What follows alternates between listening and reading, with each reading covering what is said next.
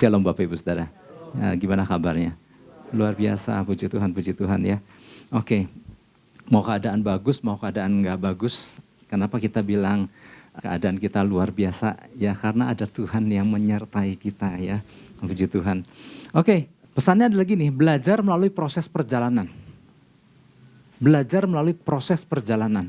Jadi seperti yang udah kita sering dengar ya, perjalanan kita mengiring Tuhan itu digambarkan bagaikan perjalanan bangsa Israel keluar dari Mesir menuju tanah perjanjian. Ya, gambaran perjalanan bangsa Israel kan dulu ada di dalam perbudakan. Sama dulu juga kita sebelum mengenal Kristus ada di dalam perbudakan. Kemudian keluar untuk apa? Untuk tujuan yang luar biasa. Tuhan punya tujuan. Ya. Nah jadi pagi ini kita akan belajar dari proses perjalanan bangsa Israel. Nah disitulah kita akan bercermin. Ya. Apa-apa saja yang dapat kita tangkap. Ya, kenapa mereka ngalami ini dan untuk tujuan apa Tuhan izinkan itu. Nah disitu kita akan belajar. Ya, apa sih semuanya? Sehingga kita jadi di dalam menjalani kehidupan nyata hari ini kita ngerti, oh ini loh yang harus aku tangkap, yang harus aku pelajari. Atau oke gini, tanpa berlama-lama kita buka dulu Ulangan 8. Nah nanti ya ini semua dari Ulangan 8 Bapak Ibu Saudara, tetapi penekanannya di ayat yang kedua. Ulangan 8 ayat 2 saya mau ajak kita baca sama-sama. 1, 2, 3. Ingatlah kepada seluruh perjalanan yang kau lakukan atas kehendak Tuhan Allahmu di padang gurun selama 40 tahun ini dengan maksud merendahkan hatimu dan mencobai engkau untuk mengetahui apa yang ada dalam hatimu, yakni apakah engkau berpegang pada perintahnya atau tidak.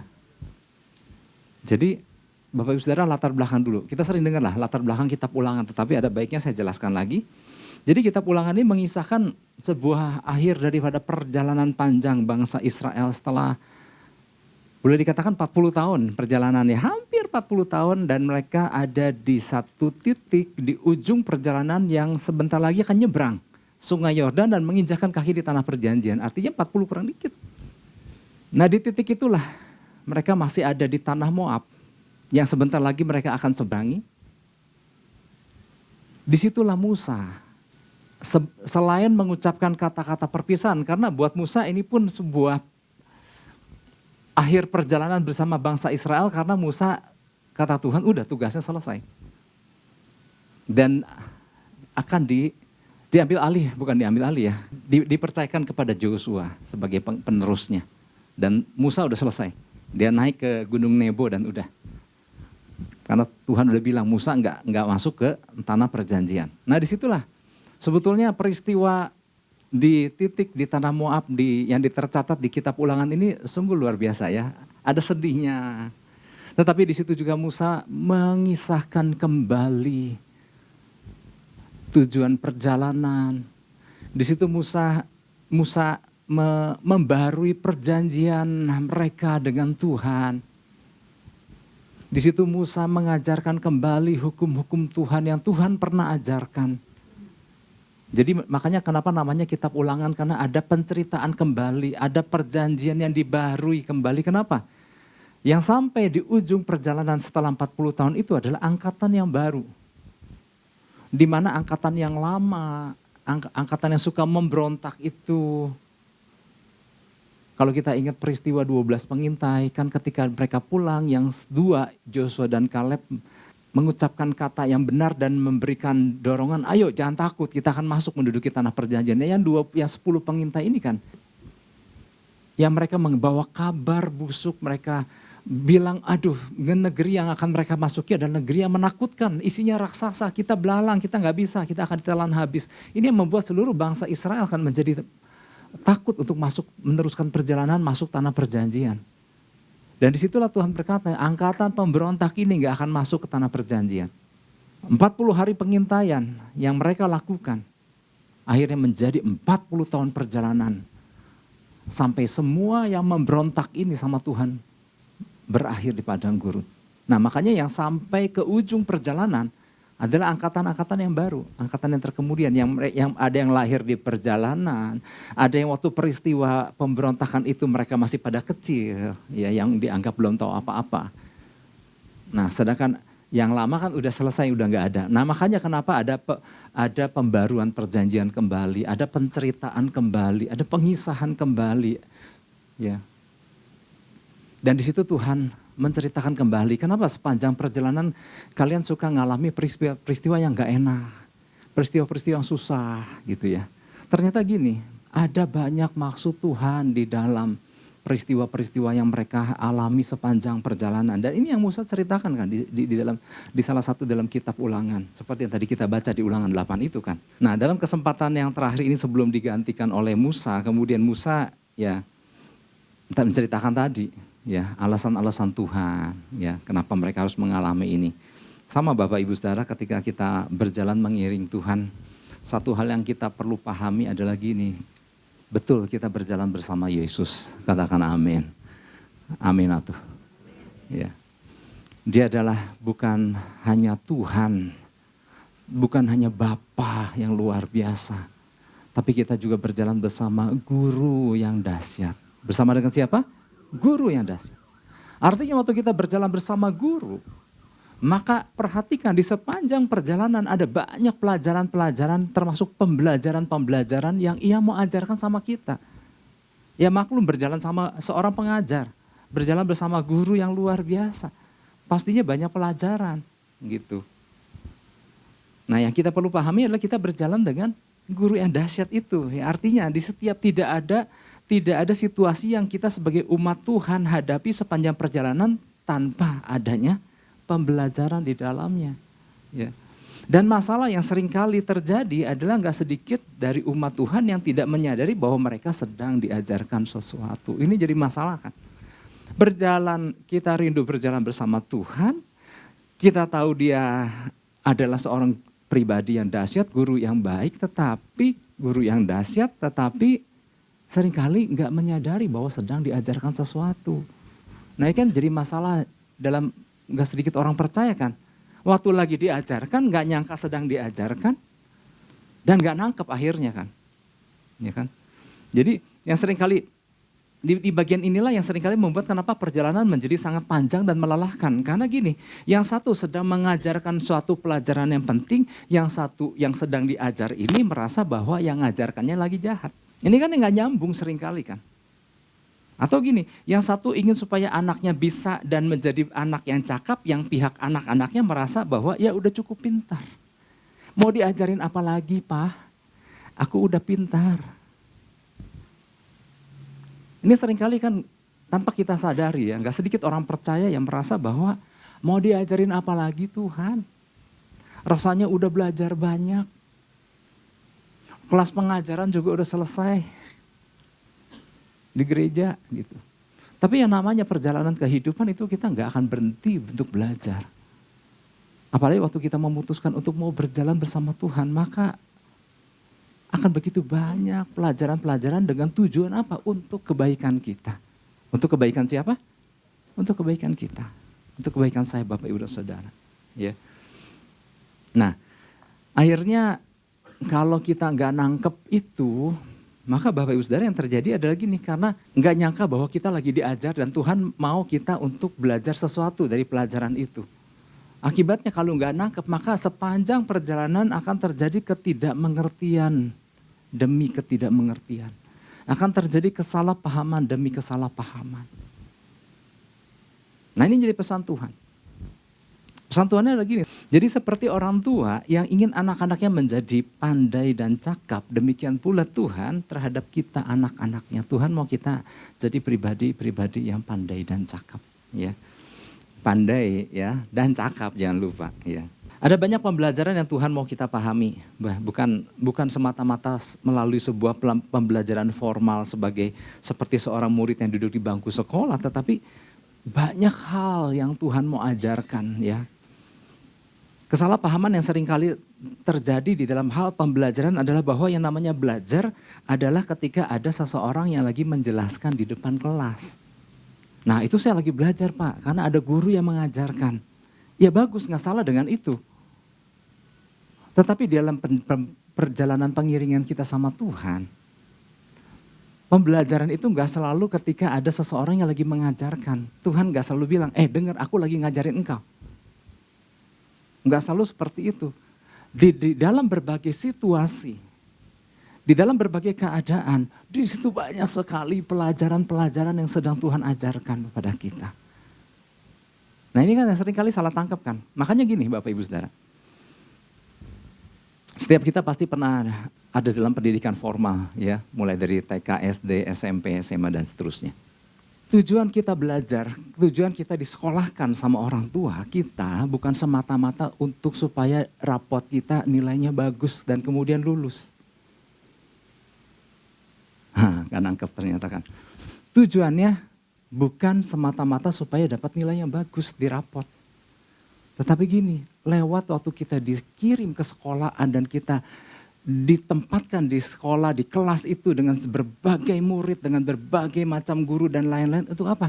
Selain kita belajar untuk dapat nilai yang bagus, kita juga belajar di situ. Bagaimana berinteraksi dengan orang-orang. Itu pelajaran itu. Bagaimana ketika teman ngajak nyontek. Kita di situ, aduh nyontek jangan gitu ya. Itu kan pelajaran tersendiri yang gak ada di dalam kurikulum. Ya nanti di rapat itu nggak muncul nilai itu karena kan hubungan kita sama teman. Belajar bagaimana kita berbagi dengan teman, bagaimana kita di dalamnya juga belajar bergaul. Tapi jangan lupa juga di situ ada di dalamnya belajar disiplin. Nah artinya gini, selain angka, ternyata ada banyak pembelajaran yang kita bisa peroleh. Kan ada murid yang waktu sekolah dia khusus konsentrasi di mata pelajaran tapi nggak mau bergaul orang. Nah dia kan sebetulnya merah di dalam hal bergaul sebetulnya. Nah ini ada gambaran bahwa waktu kita mengiring Tuhan, bukan semata-mata kalau kita dijawab berapa murid Yesus 12 dan siapa namanya kita apa, bukan cuma semata-mata itu. Ada berapa kitab perjanjian baru, ada berapa pasal kitab perjanjian lama, ada berapa total ayat, bukan cuma semata-mata bisa nangkap itu. Mungkin yang sekolah teologi bisa jawab itu. Tetapi kan mengiring Tuhan bukan semata-mata soal itu. Siapa penulis kitab ini gitu. Tetapi ada pembelajaran-pembelajaran di dalam kehidupan nyata. Di mana gurunya adalah Tuhan kita. Dan Tuhan mau kita yuk belajar di situ. Jadi ada seorang pendidik ini Bapak Ibu Saudara. Ada tokoh. Ada seorang pakar pendidikan namanya Thomas Stanley. Dia bilang gini, ini pakar pendidikan kelas dunia ya. Dia bilang seringkali banyak disalahpahami oleh orang-orang, termasuk para orang tua, termasuk para murid. Bahwa betul, kenapa orang-orang dididik, kenapa anak-anak dididik? Supaya berhasil kan, untuk mereka suatu hari kelak berhasil dalam kehidupan. Nah seringkali, yang seringkali disalahpahami sama orang tua, supaya anaknya berhasil, maka anak itu harus dapat nilai yang tinggi. Ya nggak salah memang harus dapat masa 0 gitu ya, masa merah gitu ya. Tetapi yang dalam pikiran banyak orang tua adalah supaya anaknya berhasil, dia harus dapat IPK yang besar. NAM-nya ya, atau ranking, wah anakku mesti ranking teratas. Dan supaya anakku berhasil, anakku harus punya IQ. Wah IQ-nya supaya besar, ya itu karena dianggap itu adalah faktor keberhasilan. Dan kemudian untuk supaya berhasil, salah satu yang sering kali dianggap orang tua anaknya pasti berhasil kalau di sekolah favorit. Sekolah yang bagus sekali. Saya mau katakan nggak salah dengan itu semua. Tetapi Thomas Stanley berkata, 100 faktor keberhasilan. Ya. Ketika dia mewawancarai hampir 1000 orang-orang dunia yang sukses, dia mendapatkan ada 100 faktor keberhasilan seorang anak.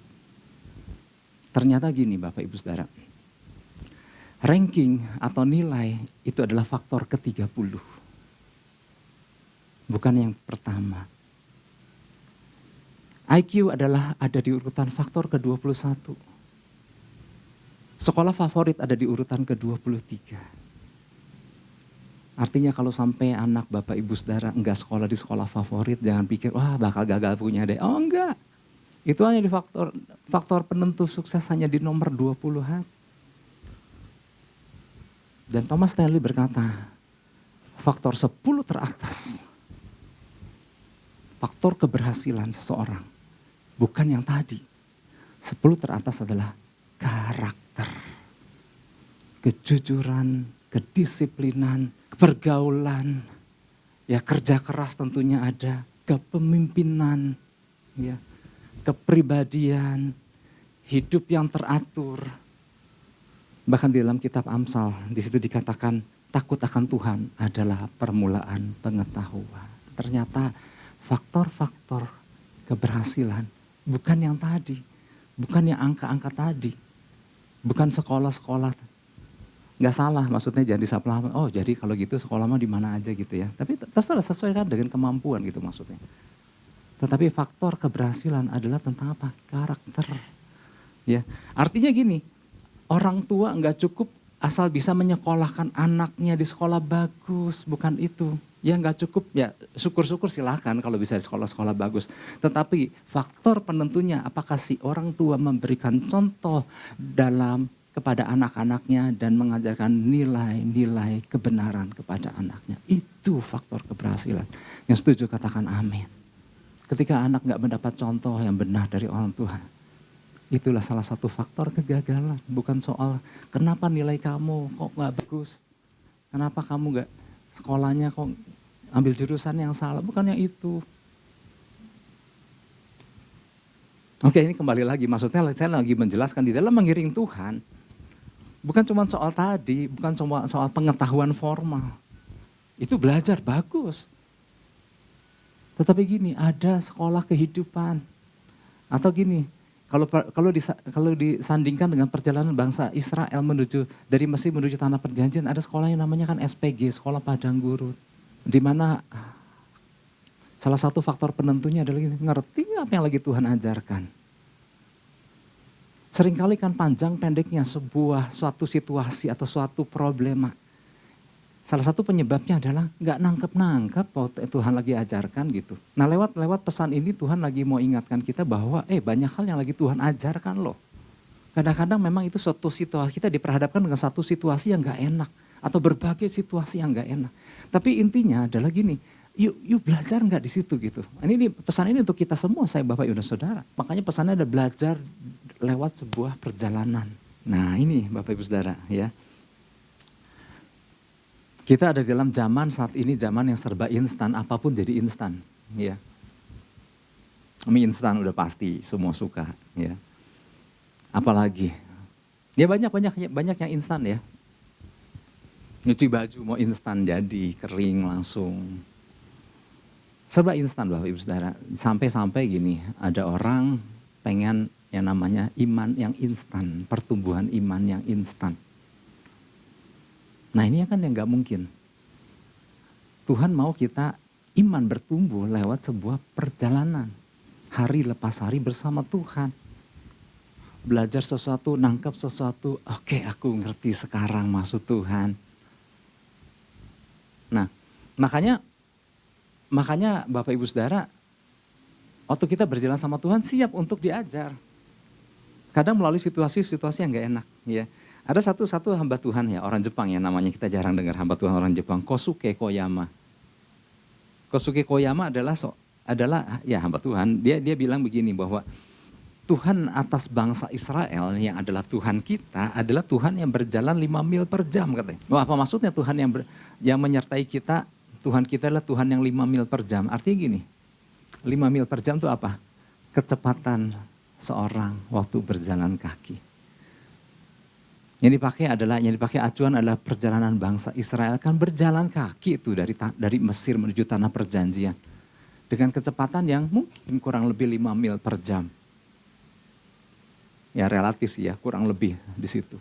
Artinya kenapa dia katakan bahwa Tuhan kita adalah Tuhan 5 mil per jam, artinya dia siap menemani, menuntun di setiap langkah perjalanan kita, dan sambil dia menuntun, sambil dia mengajarkan banyak hal. Itu maksudnya. Nah yang jadi masalah ada gini, nangkep enggak gitu, pelajaran demi pelajaran yang Tuhan ajarkan kepada kita. Apa yang harus kita pahami kalau gitu berkaitan dengan pesan Tuhan ini agar kita menjadi umat yang mudah menangkap pelajaran penting apa yang sedang Tuhan ajarkan kepada kita. Yang pertama adalah gini, belajar untuk mengendalikan reaksi atau respon hati atas apapun yang terjadi. Belajar untuk mengendalikan reaksi atau respon hati atas apapun yang terjadi. Karena gini, kalau respon hati atau reaksi kita keburu salah, kebanyakan nggak nangkep. Karena untuk nangkap pelajaran dibutuhkan sebuah sikap hati yang tenang dulu. Apa nih yang lagi Tuhan ajarin gitu. Kadang-kadang respon meledaknya itu yang membuat kemudian lupa bahwa Tuhan lagi ajarkan sesuatu. Ulangan 8 ayat 2 yang tadi ya. Ingatlah kepada seluruh perjalanan yang kau lakukan atas kehendak Tuhan Allahmu di padang gurun selama 40 tahun ini dengan maksud merendahkan hatimu dan mencobai engkau untuk mengetahui apa yang ada dalam hatimu. Yani apakah engkau berpegang atas perintahnya atau tidak. Nah umat Israel yang kita sering baca. Umat Israel pada waktu itu adalah umat yang terkenal dengan respon cepatnya itu. Dengan reaksi cepatnya itu. Quick response. Ya. Cepat untuk meledak. Generasi sumbu pendek. Ketika diperhadapkan dengan sesuatu langsung reaksi yang mereka lakukan apa? Sungut-sungut. Ya ngapain dong diajak keluar dari Mesir kalau cuma jadinya begini. Haus begini, gimana Tuhan? Gitu ya. Itulah quick response yang mereka munculkan ketika menghadapi suatu situasi. Kalau hari-hari ini di masa setelah pandemi, kita mengenal yang istilah quick response adalah cara pembayaran QR.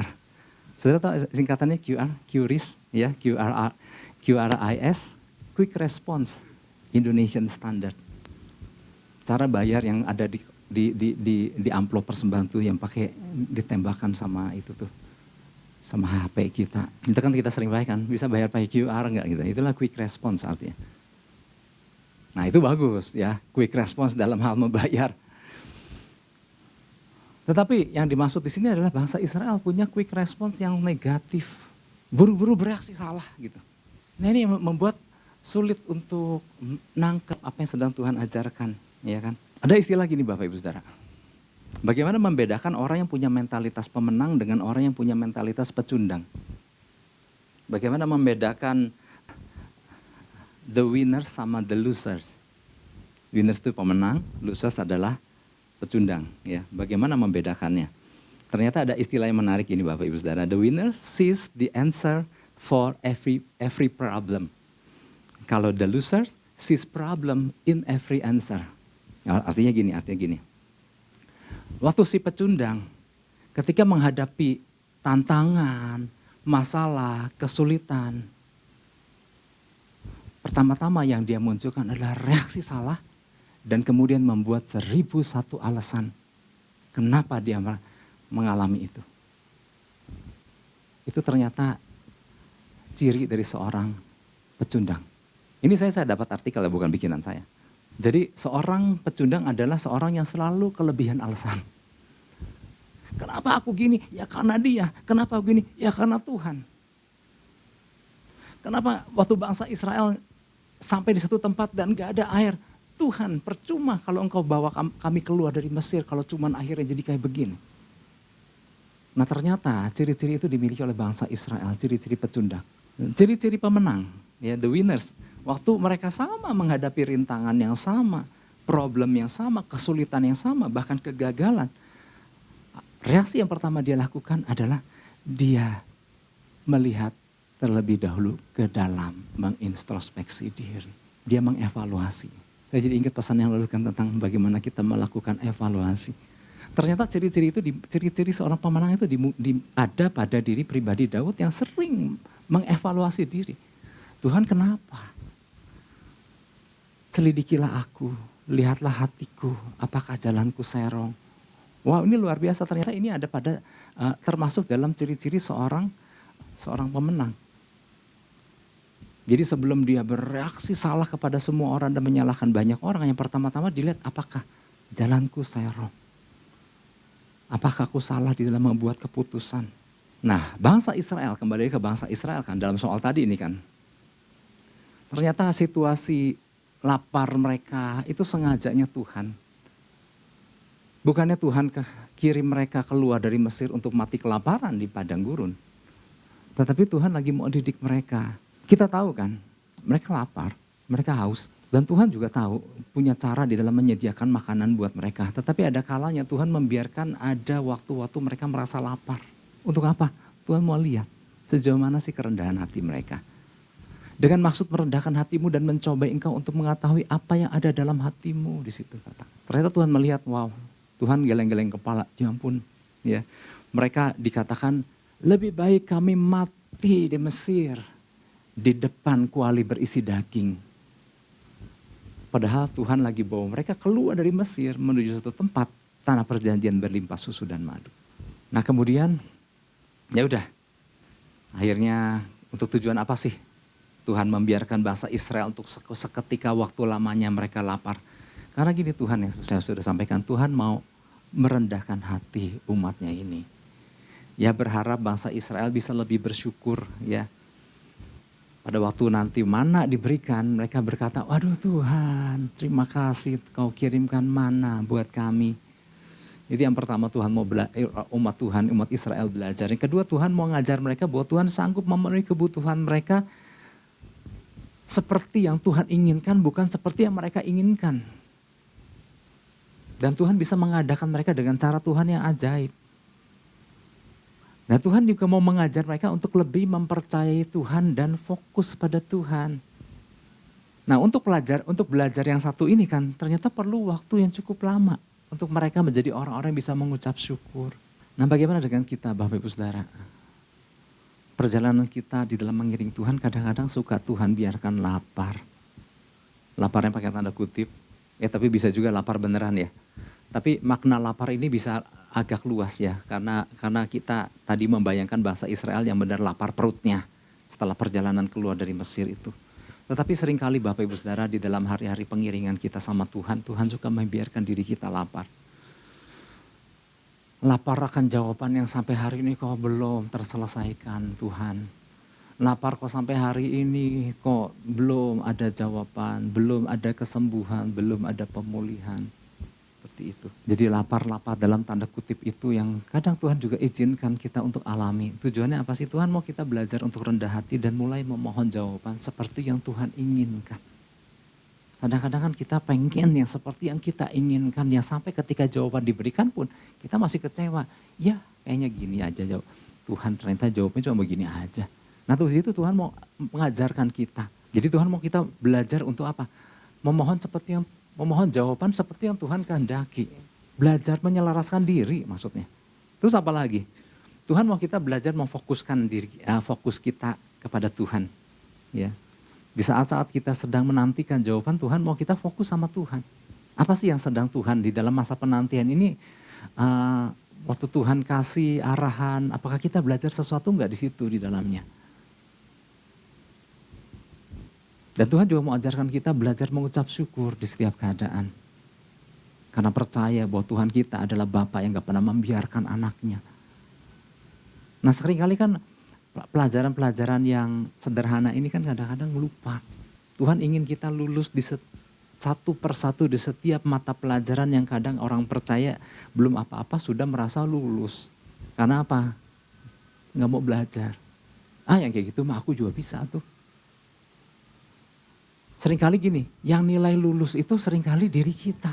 Aku mah gak seperti gitu dah sebetulnya gitu. Kadang-kadang kita suka membela diri kita di saat kita belum ngerti pelajaran apa yang sudah Tuhan ajarkan. Nah sedangkan guru kita, Tuhan kita, sama seperti guru di sekolah kan, kalau belum lulus di satu mata pelajaran kan, kadang-kadang kan ada remedial ya.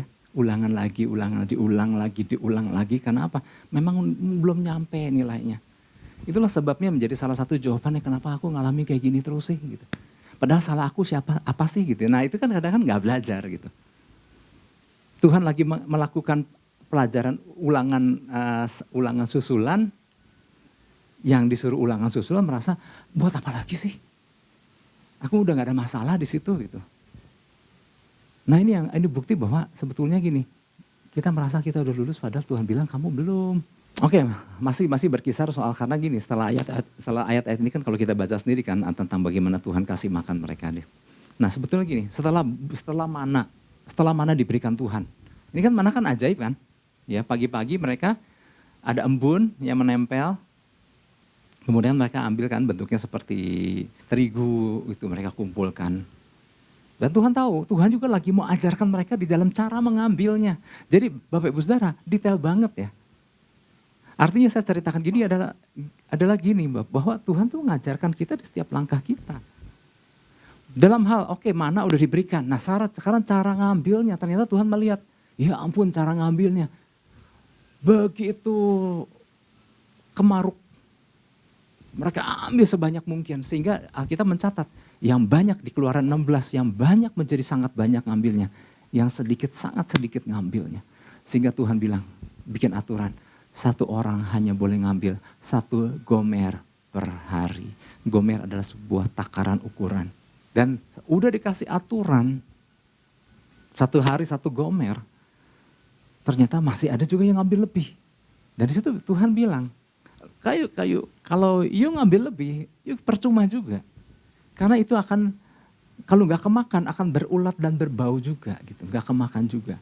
Nah pelajaran apa yang lagi Tuhan ajarkan di situ? Ya, supaya Tuhan belajar mereka mencukupkan diri mereka. Ya, ketika mana turun mereka berebut mengumpulkan. Padahal gini, nggak usah berebut. Itu tersedia tanpa batas kok. Belajar mencukupkan diri. Yang kedua belajar mempercayai pemeliharaan Tuhan. Udah gak usah sampai banyak ngambil karena gini. Besok juga dikasih lagi. Artinya belajar akan pemeliharaan Tuhan. Nah jadi artinya di poin pertama ini Bapak Ibu Saudara. Tuhan mau kita ya belajar untuk mengendalikan reaksi atas respon hati. Seringkali kalau kita perhatikan bahasa Israel gitu kan. Respon salah terus. Oke, itu yang pertama. Ya jadi hal yang sama juga Bapak Ibu Saudara, kita diperhadapkan dengan berbagai situasi, berbagai keadaan yang mungkin berbeda satu dengan yang lain. Nah sama, saya juga diperhadapkan dengan berbagai situasi. Sebelum berangkat aja tadi berbagai situasi, jangan waktu itu, berbagai orang telepon ya. Bu, gimana nih Bu, gini-gini, Bu, gini-gini. Nah artinya belum ngurusin diri sendiri, udah ngurusin juga orang lain gitu. Artinya gini Bapak Ibu Saudara, setiap kita diperhadapkan dengan berbagai hal. Oke, itu yang pertama. Yang kedua belajar untuk menangkap maksud Tuhan di setiap peristiwa yang terjadi untuk tujuan apa sih?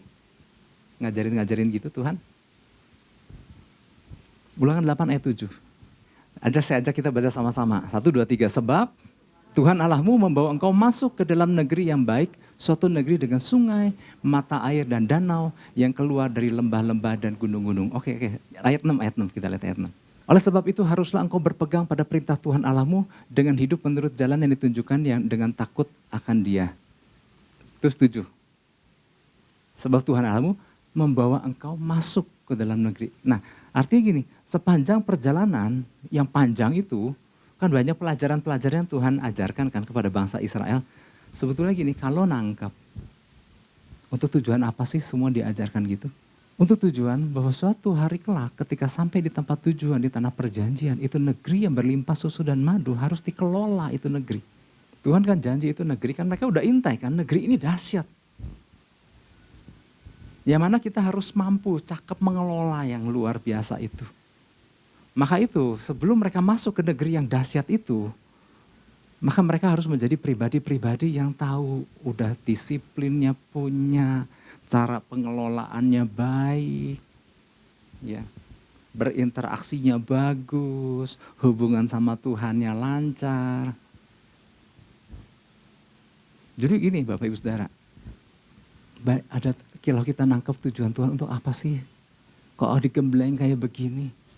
Karena gini, Tuhan mau mempercayakan sesuatu yang luar biasa di hari-hari ke depan, katakan amin. Oh iya, oleh sebab itu mari sama-sama kita tangkap pelajaran-pelajaran ya. Tuhan mau lihatkan dari hal-hal yang kecil. Makanya di dalam perjanjian baru kan ada kisah gini kan, ada kisah. Ya ada perumpamaan-perumpamaan tentang talenta gitu ya. Seberapapun yang Tuhan percayakan hari ini, Tuhan mau lihat bagaimana ngelola talenta yang ada itu.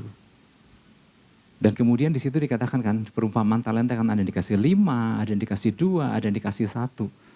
Yang Tuhan lihat kan bagaimana mengelola seberapa yang Tuhan percayakan kan. Tuhan kasih kenapa Pak ada yang dikasih 5, kenapa yang dikasih 2, ada yang dikasih 1. Tuhan kasih menurut kesanggupan. Itu hak prerogatifnya Tuhan. Karena Tuhan yang tahu persis. Nah Tuhan di situ mau lihat Yuk, meskipun engkau dikasih satu, gimana engkau ngelola yang satu ini? Kalaupun engkau dikasih dua, bagaimana engkau mengelola yang dua ini?